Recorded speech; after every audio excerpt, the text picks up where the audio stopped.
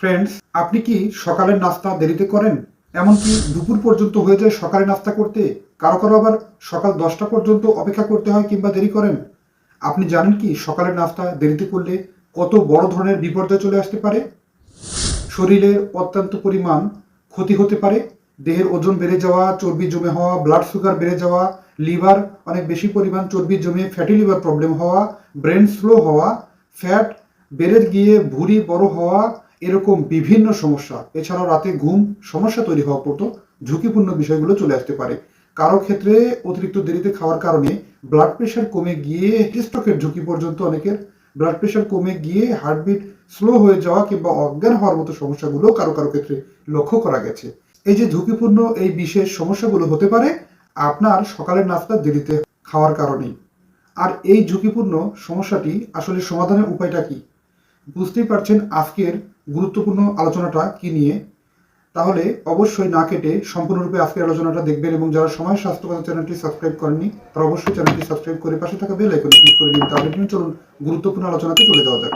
সকালের নাস্তাটি দেরিতে খাওয়ার কারণে আমাদের দেহে বেশ কিছু পরিবর্তন লক্ষ্য করা যায় এবং কিছু বিশেষ বিশেষ ভুল হয়ে যায় যা আমাদের দেহের জন্য অনেক বেশি পরিমাণ প্রভাব বিস্তার করে।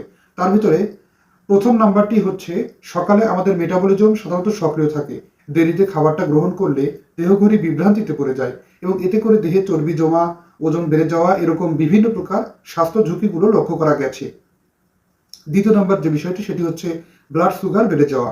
শরীরে সাধারণত অনেক বেশি পরিমাণ ক্ষুধা বেড়ে যাওয়ার কারণে আমাদের দেহঘড়িতে অনেক বেশি পরিমাণ সিগন্যাল দিতে থাকে খাওয়ার জন্য, কিন্তু যখন দেরিতে খাবার গ্রহণ করা হয় তখন কিন্তু অনেক বেশি পরিমাণ খাবার অল্প সময়ের মধ্যে গ্রহণ করার অভ্যাস হয়ে ওঠে। আর এতে করে আমাদের দেহের অতিরিক্ত মাত্রায় ইনসুলিন হরমোন কাজ করা থেকে বিরত থাকে, আর ইনসুলিন হরমোন অ্যাবনর্মালিটিভাবে কাজ করার কারণে দেহে ডায়াবেটিক প্রবলেম গ্রো করে, যা মারাত্মক স্বাস্থ্য ঝুঁকি, এবং ডায়াবেটিস প্রবলেমটি ধরা পড়ে যায়।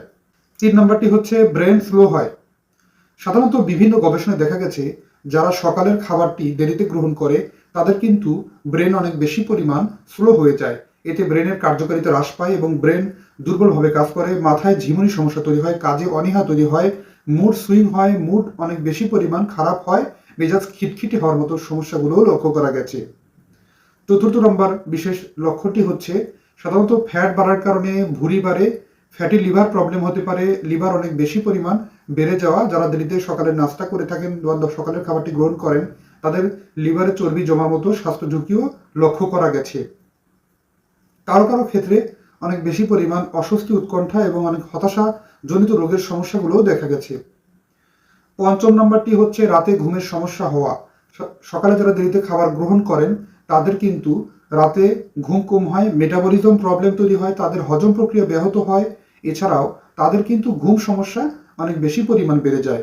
এতে করে সাধারণত তাদের জীবন ধীরে ধীরে দুর্বিষহ এবং অস্বস্তি, উৎকণ্ঠা এবং অনেক বেশি পরিমাণ অস্থিরতা লক্ষ্য করা যায়। কারো ক্ষেত্রে ব্লাড প্রেশার কমে যাওয়া, ব্লাড প্রেশার ফল করা, কারো কারো ক্ষেত্রে আবার দুর্বল এবং অজ্ঞান পর্যন্ত হয়ে যাওয়ার মতো স্বাস্থ্য ঝুঁকি লক্ষ্য করা গেছে।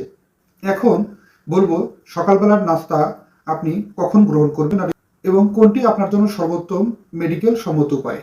সকালবেলা ঘুম থেকে ওঠার পরে আপনি 1 ঘন্টা পরে হালকা নাস্তা করতে পারেন, তবে আপনি আপনার ব্রেকফাস্টটা করবেন অবশ্যই 2 ঘন্টা পরে, আর এটি আপনার জন্য সর্বোত্তম। 8টা থেকে 9টায় সকাল টাইমে আপনি যদি সুন্দরভাবে নাস্তা সম্পন্ন করেন এটি আপনার জন্য সবচেয়ে উত্তম। আর আপনি আপনার নাস্তায় সামান্য পরিমাণ প্রোটিন, সামান্য পরিমাণ সবজি, কার্বোহাইড্রেটের বিশেষ উৎস ভাত কিংবা রুটি রাখতেই পারেন। তবে আপনি আপনার খাবারের সঠিক সময়টা বজায় রাখতে ভুলবেন না, যেটি আপনাকে সারাটি জীবন সুস্থ, সুন্দর, প্রাণবন্ত জীবনের অধিকারী করতে সাহায্য করে। আর এটিই হবে আপনার জন্য সবচেয়ে সঠিক উপায়। ধন্যবাদ বন্ধুরা, আজকের এই বিশেষ চ্যালেঞ্জটি আপনি গ্রহণ করছেন কিনা অবশ্যই কমেন্ট করে জানাবেন। অনুষ্ঠানটি ভালো লাগলে লাইক, কমেন্ট, শেয়ার এবং সাবস্ক্রাইব করতে ভুলবেন না। আল্লাহ হাফেজ।